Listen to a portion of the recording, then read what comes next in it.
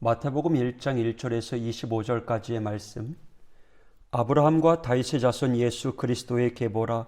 아브라함이 이삭을 낳고 이삭은 야곱을 낳고 야곱은 유다와 그의 형제들을 낳고 유다는 다말에게서 베레스와 세라를 낳고 베레스는 헤스론을 낳고 헤스론은 람을 낳고 람은 아비나답을 낳고 아비나답은 나손을 낳고 나손은 살몬을 낳고 살몬은 라합에게서 보아스를 낳고 보아스는 룻에게서 오벳을 낳고 오벳은 이새를 낳고 이새는 다윗 왕을 낳으니라.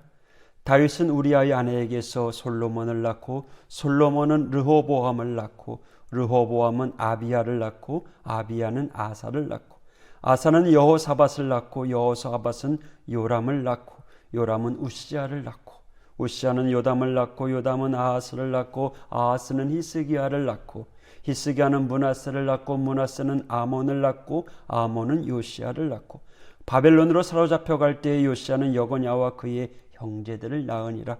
바벨론으로 사로잡혀 간 후에 여고냐는 스알디엘을 낳고 스알디엘은 수룹바벨을 낳고 수룹바벨은 아비옷을 낳고 아비옷은 엘리야김을 낳고 엘리야김은 아소르를 낳고 아소르는 사독을 낳고 사독은 아킴을 낳고 아킴은 엘리옷을 낳고 엘리옷은 엘리아사를 낳고 엘리아사는 마단을 낳고 마단은 야곱을 낳고 야곱은 마리아의 남편 요셉을 낳았으니 마리아에게서 그리스도라 칭하는 예수가 나시니라.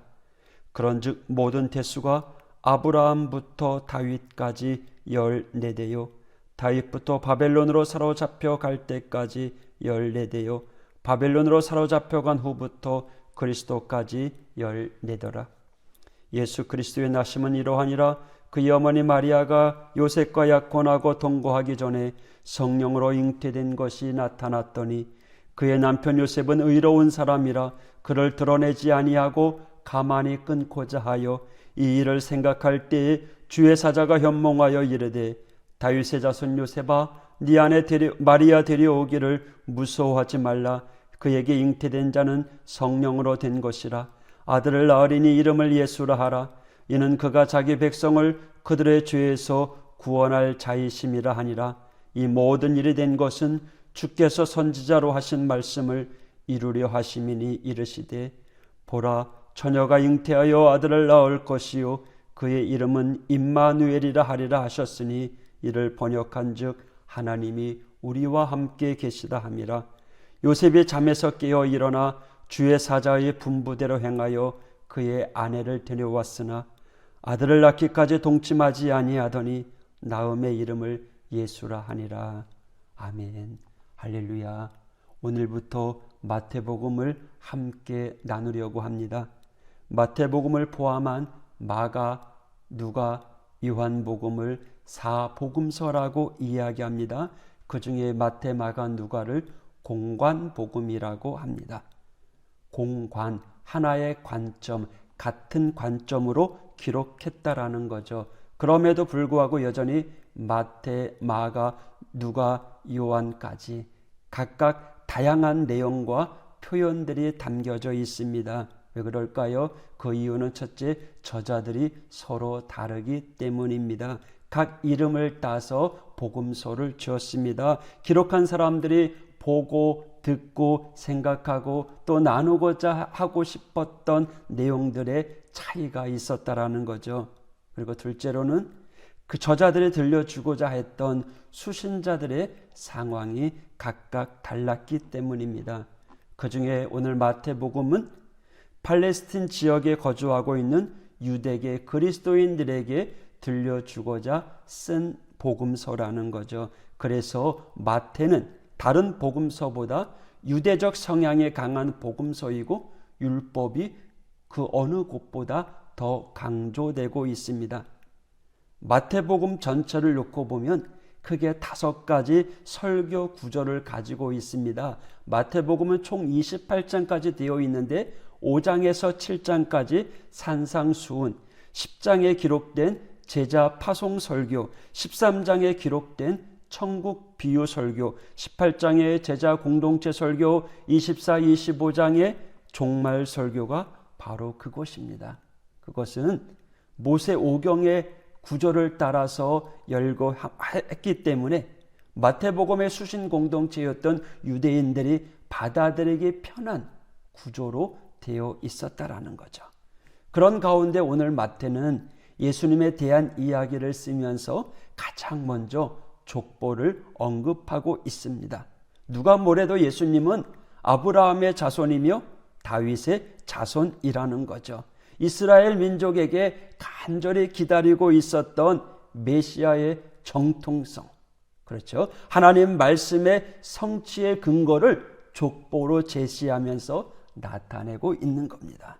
어찌 보면 누구보다도 민족주의가 강한 이스라엘 민족에게 자신들의 혈통 또 적통성을 강조하는 내용으로 그 의미가 족보에 담겨져 있겠지만 사실 이 족보는 단순히 조상들의 계보를 밝혀주는 객관적인 족보가 아닙니다. 예수님이 누군가 보여주고 또 그분의 구원 사역이 어떠한 것을 보여주기 위한 내용의 기록이었다라는 거죠. 족보에는요, 총 46명의 사람이 등장합니다. 이들의 면면을 보면 예수 그리스도를 통한 구원 사역이 얼마나 크고 위대한지를 말씀을 통해 우리가 한번 세세히 살펴보려고 합니다. 우리가 잘 알고 있는 인물들이 나오죠. 아브라함, 이삭, 다윗, 누가 뭐래도 믿음의 인물들입니다. 정말 말 그대로 족보에 넣을 만한 이름들입니다. 그런데 또 다른 이름들이 있습니다. 라합, 다말, 밧세바처럼요, 세간의 평판이 좋지 않은 인물들도 기록되어 있습니다. 또 헤스론, 람, 나손, 아킴, 이름조차 생소한 아주 평범한 사람들조차도 기록되어 있습니다. 심지어 므낫세와 같은 악한 이 악인들도 여기에 등장합니다. 앞서서 저자의 관점, 주관에 따라서 내용이 다르다라고 말씀을 드렸잖아요. 왜 마태는 마태복음 제1장에 족보를 넣었을까요? 족보를 넣었는데 그것도 제일 처음에 말이죠. 더군다나 굳이 넣지 않아도 될 이름들을 좀 빼도 괜찮았던 이름들인데 말이죠. 어차피 아브라함에서 예수님까지 그 모든 족보를 다 기록한 것도 아닌데 말이죠. 마태는 일부러 굳이 이것들을 기록했다라는 거죠. 심지어 부끄럽고 수치스럽고 지방 망신시킬 만한 사람들의 이름까지도 예수님의 족보에 기록하고 있다라는 거죠. 단순히 자질의 문제뿐만 아니라 민족주의의 관점에서도 문제가 있습니다. 족보에 등장하는 여인이 모두 5명인데요. 예수님의 어머니 마리아를 제외한 4명의 여인, 다말, 라합, 룻, 우리아의 아내 밧세바, 모두 이스라엘의 혈통이 아니라는 점입니다. 이방인이었습니다. 다말은 가나안 사람, 라합은 여리고, 룻은 모압 출신입니다. 그리고 밧세바 또한 우리아의 남편인 우리아가 헷 사람이니 이방 여인이라고 추정할 수 있습니다. 심지어 그들의 평범한 여인의 삶이 아니었습니다. 다말은요, 시아버지와 육체관계를 가졌습니다. 라합은 가나안 땅의 유명한 창녀였습니다. 룻은 보디발의 유혹을 통해 재혼한 여인입니다. 그리고 우리아의 아내는요, 자기를 범하고 자기 남편을 죽인 사람과 재혼을 한 여인입니다. 왜 하필이면 이런 여인들이었을까요? 얼마나 귀하고 아름다운 여인들이 성경에 많이 등장하는데요. 왜 하필 예수님의 족보에 이런 여인들이 등장하고 있을까요? 그것은 바로 하나님의 구원 사역, 하나님이 품으시는 은총의 범위가 결코 제한이 없다는 것을 소개하고 있습니다. 그 누구도 버려지지 않는다라는 거죠. 믿음의 조상이라고 불리는 아브라함뿐만 아니라 비천한 라합까지도 윤리적인 문제가 있었던 다말 같은 사람도요, 아무도 그 존재를 몰랐던 평범한 사람들조차도요, 심지어 그 누구도 기억하기 싫은 악인조차도요, 하나님은 다 품고 구원하시겠다라는 거죠. 이렇게 열거한 후에 주신 말씀이 21절입니다. 아들을 낳으리니 이름을 예수라 하라. 이는 그가 자기 백성을 그들의 죄에서 구원할 자이심이라 하니라. 사랑하는 성도 여러분, 마태가 복음서를 기록할 때 예수님의 족보는 여기까지였습니다. 그 당시 이 족보를 본 유대인들은 아, 그렇구나, 예수의 조상이 이렇구나, 예수가 아브라함의 자손이었고 다윗의 자손이었구나 라고 받아들이는 것이 전부였을지 모릅니다. 그러나 오늘 저와 여러분, 우리에게는 다릅니다. 우리의 반응은 달라야 합니다. 아들을 낳으리니 그의 이름을 예수라 하라. 이는 그가 자기 백성을 그들의 죄에서 구원할 자이심이라 하니라.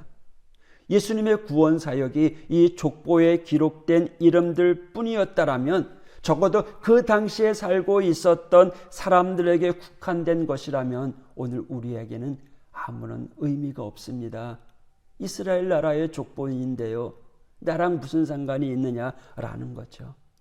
그런데 상관이 있습니다. 말씀이 그것을 우리에게 깨우쳐 줍니다. 이 족보를 통해서 하나님의 자비하심, 하나님의 구원하심, 온 인류를 향한 하나님의 구원의 경륜을 우리가 깨닫습니다. 그리고 우리는 아, 내가 그분의 자녀였구나, 내가 그분의 백성이었구나, 예수님의 나의 죄를 씻어주고 구원하기 위해서 이 땅에 오셨구나, 하나님의 그 놀라운 구원의 사역이 오늘 나를 위해 이루어졌구나.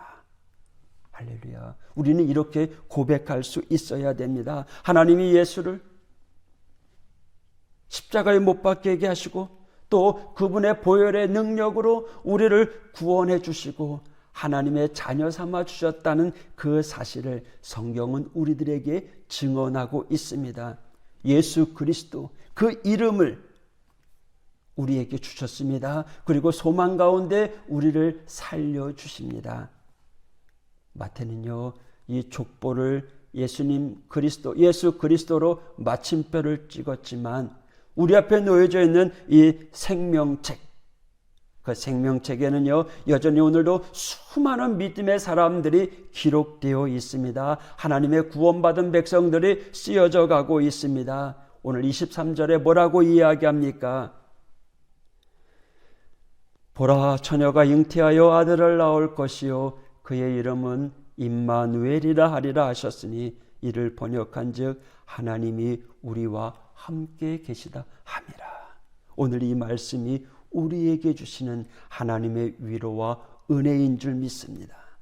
단 한순간도 쉬지 아니하시고 우리를 향한 신실하신 하나님, 그 하나님께서 세상 끝날까지 우리와 함께 하시는 줄 믿습니다.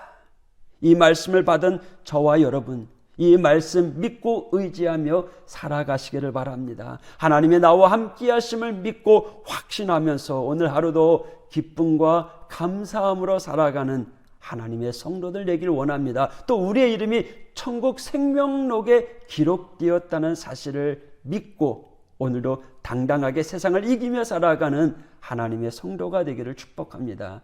할렐루야. 기도하겠습니다. 하나님 아버지, 감사합니다. 여전히 기록되고 있는 예수님의 족보에 우리의 이름이 들어가 있는 줄 믿습니다. 하나님의 자녀여, 구원받은 백성으로서 오늘도 당당하게 세상을 이기며 살아가게 하여 주시옵소서. 세상 끝날까지 우리와 함께 하시겠다라고 약속하신 주님, 그 주님의 능력을 믿고 의지하며 살아갑니다. 주님, 우리 약함 속에 찾아오십시오. 우리의 문제 가운데 함께하여 주시고 오늘도 저희들 일으켜 주시고 세워주시고 고쳐주시고 새롭게 만져 주시옵소서. 예수님 이름으로 간구하며 기도하였습니다. 아멘.